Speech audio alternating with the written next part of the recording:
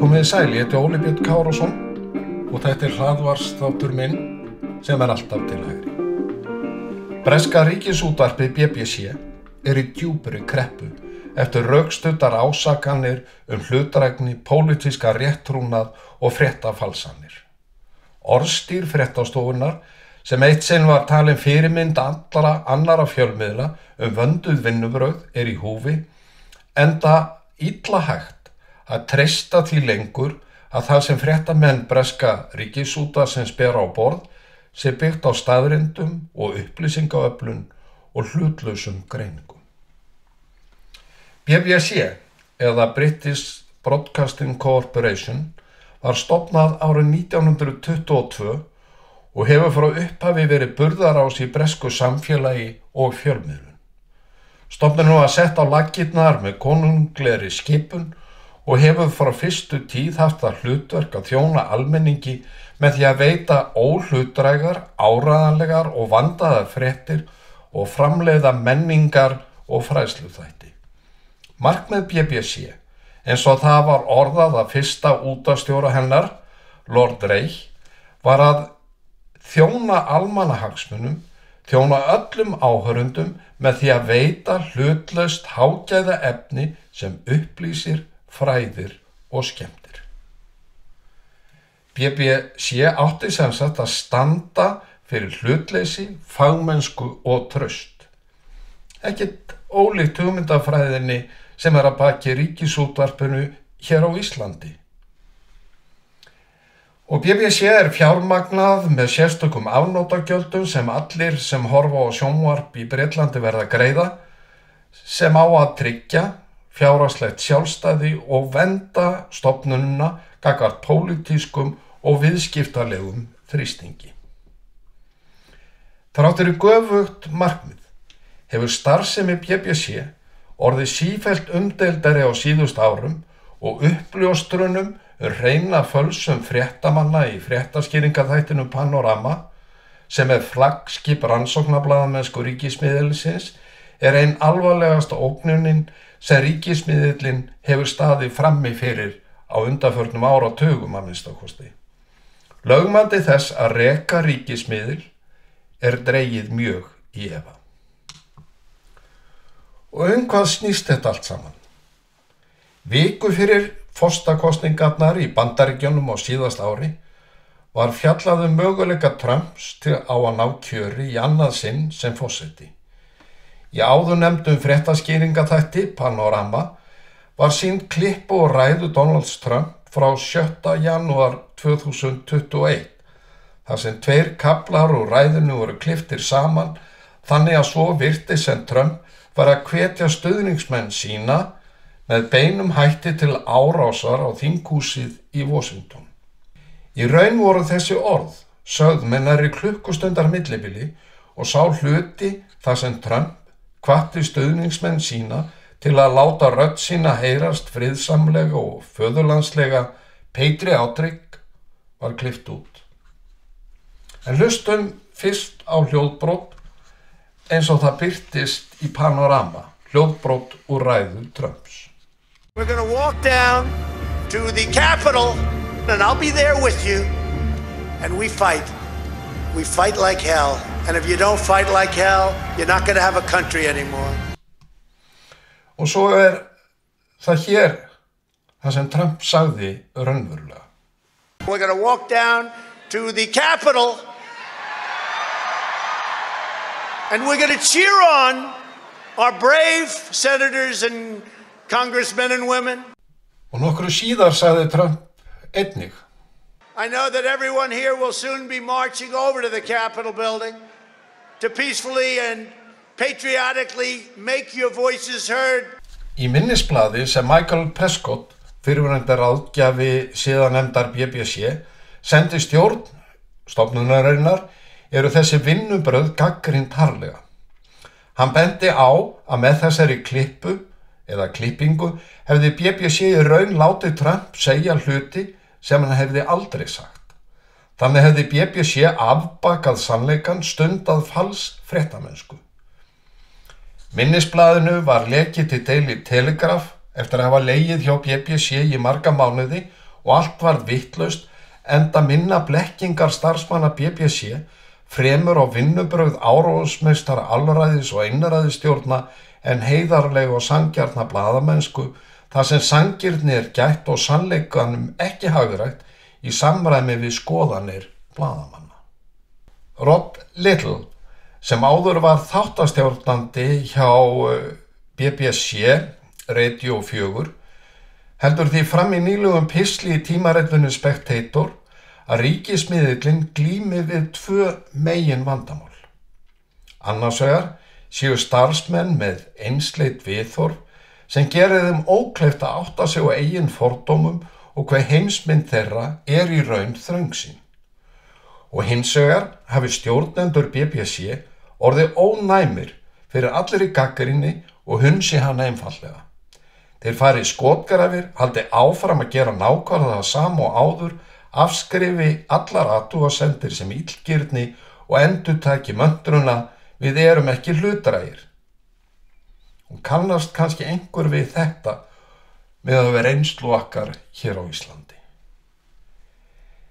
Í Bretlandi hafa stjórnmálamenn og áhrifamiklir fjölmiðlamenn kallaði eftir uppstokkun á skipulagi BBC og einnig krafist afsagna, en aðeins Tim Davie, útvarpsstjóri, og Deborah Turness, yfirmaður fréttasviðs BBC, hafa sagt af sér í kjölfar þessa hneykslis. Enginn dagskrárgerðarmaður Panorama hefur sagt úr störfum og engum hefur verið sagt upp. Donald Trump, Bandaríkjaforseti, hefur hótað BBC málsókn upp á $1 milljarð. BBC hefur að vísu beðið forsetann afsökunar, en það virðist ekki ætla að stöðva málsóknina. Vandi BBC hins vegar djúpstæðari en fölsun í einu fréttaskýringaþætti. Panoramamálið aðeins toppurinn á ísjakanum.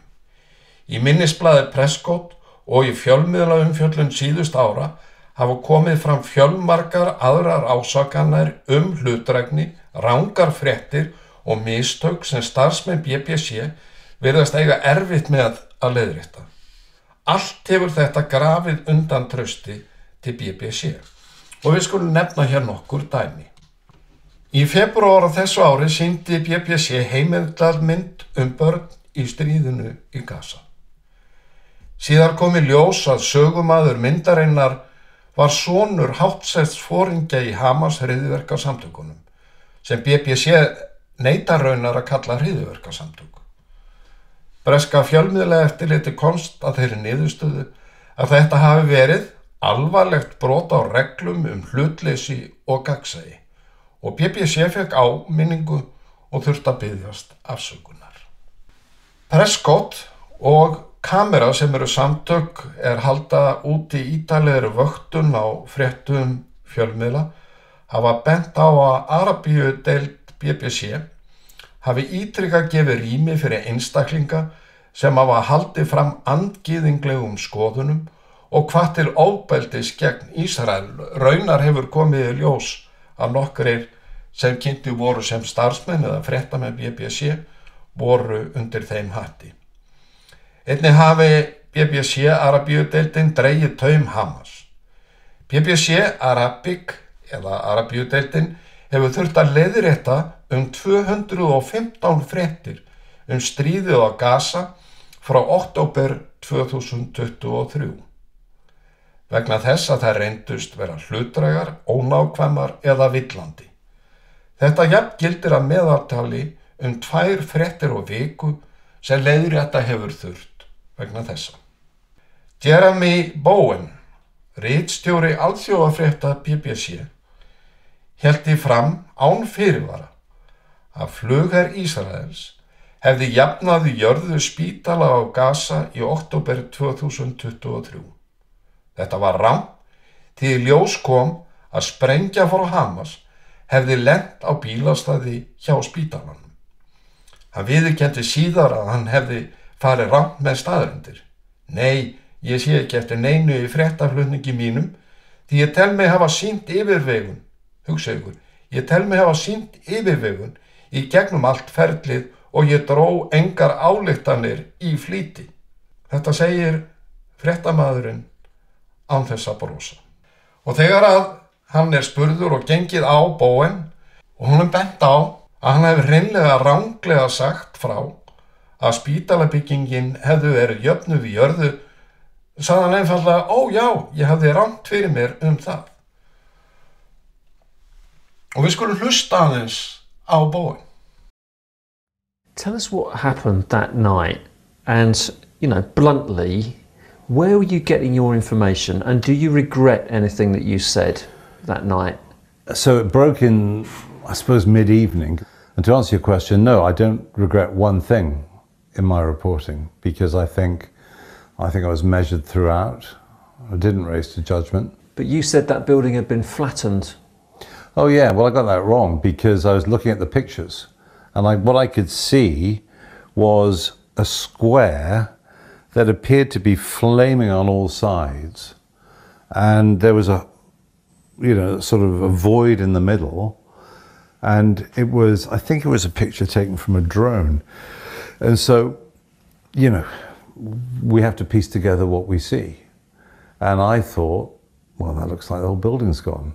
And that was my conclusion from looking at the pictures, and I was wrong on that. But I don't feel particularly bad about that.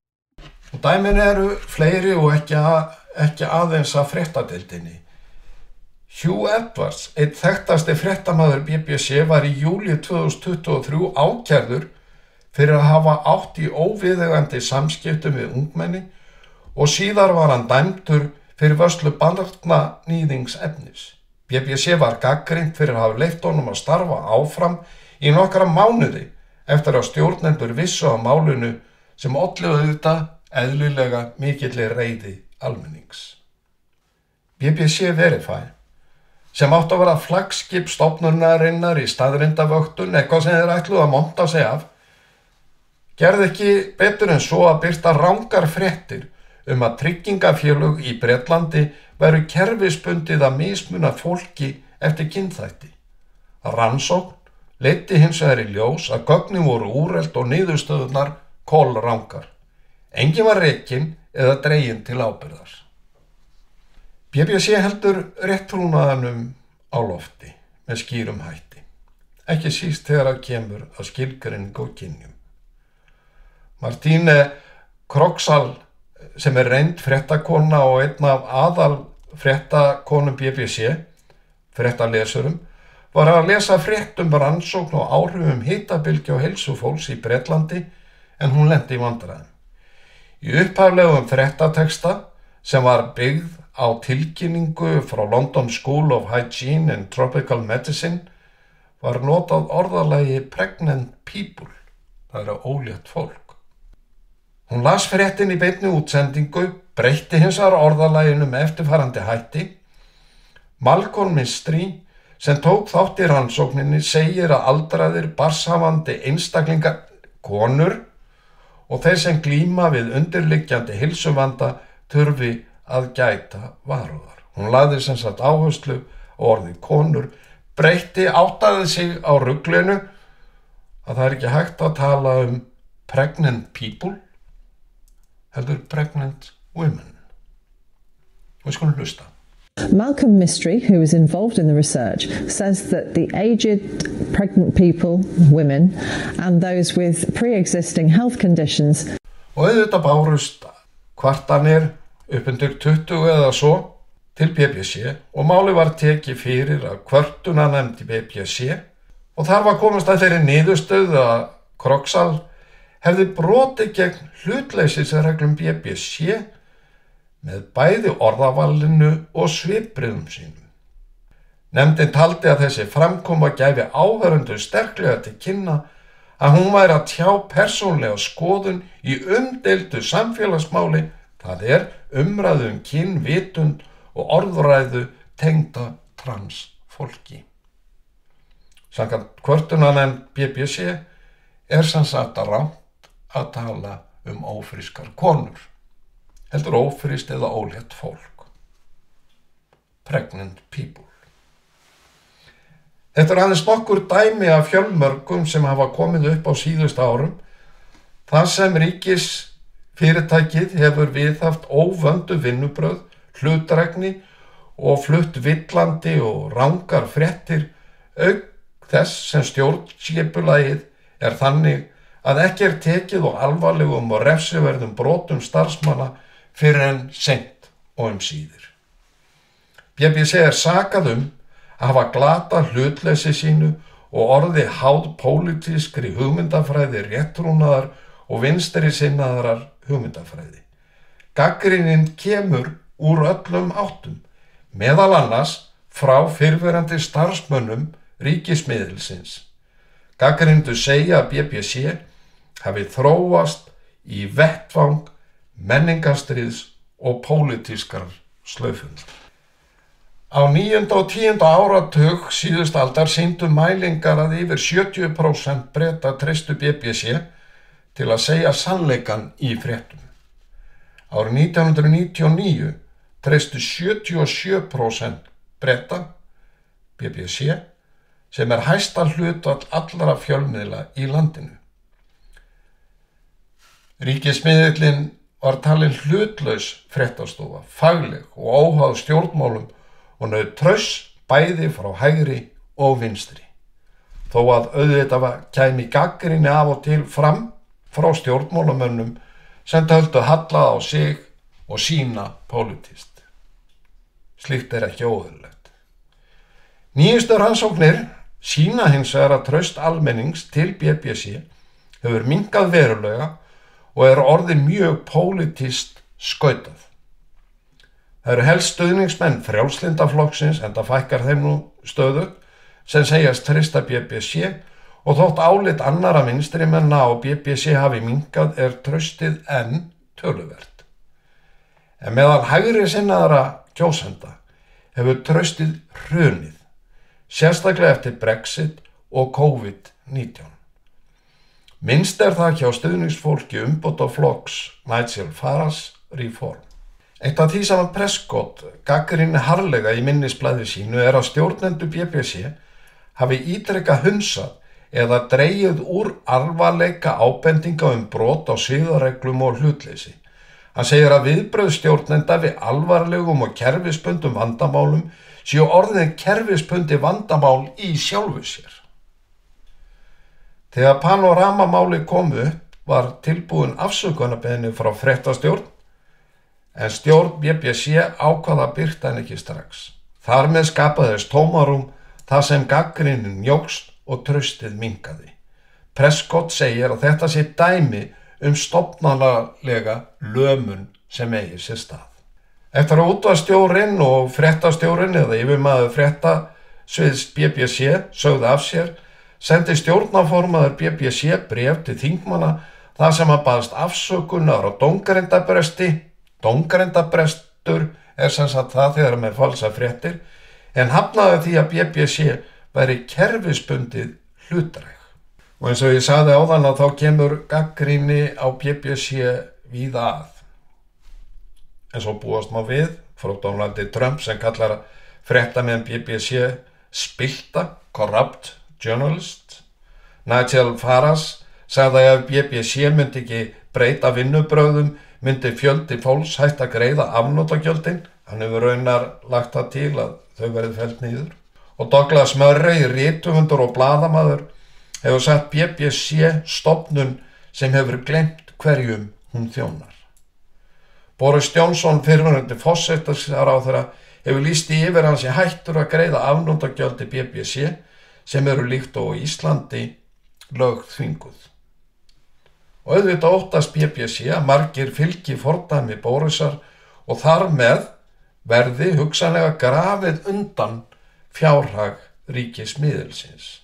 Danny Cohen, fyrrverandi yfirmaður BBC sjónvarps, segir að minnisblað Prescotts leiði í ljós kerfisbundnar hlutdrægni og mistök hjá BBC. Kamera sem ég vitnaði í áðan eru samtök sem fylgjast með fjölmiðlaumfjöllun, sérstaklega Mið-Austurlönd, telja að minnisblaðið staðfesti kerfisbundnar hlutdrægni staðreyndavillur, siðferðisbresti og svo framvegis og kalla á þingrannsókn.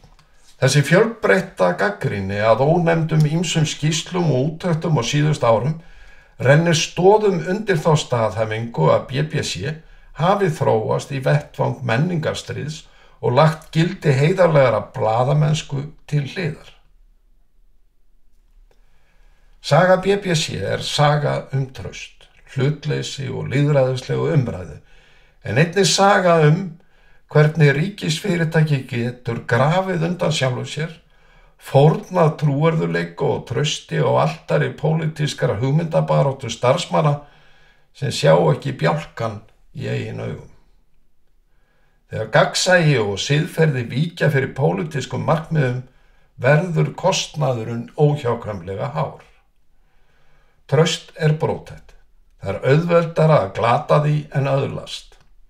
BBC þarf að horfast í augu við mistök og viðurkenna ásetningsbrot við fréttaflutning, endurskoða stjórnskipulag, efla fagmennsku og gagnsæi og hlusta bæði á almenning og starfsfólk.